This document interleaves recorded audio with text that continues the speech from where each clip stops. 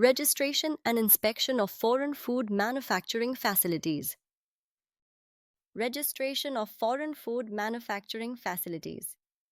Foreign food manufacturing facilities falling under such categories and desirous to export such article of food to India shall register with the Food Authority before exporting to India.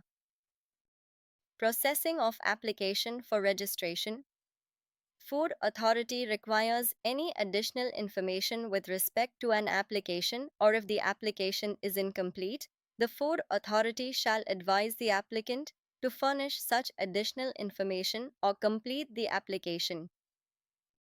Inspection of foreign food manufacturing facilities.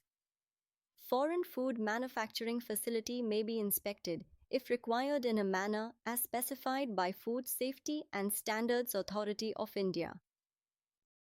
Issuance of registration.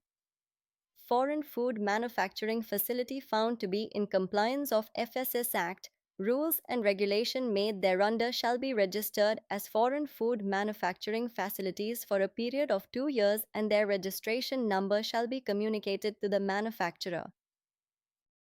Suspension or cancellation of registration.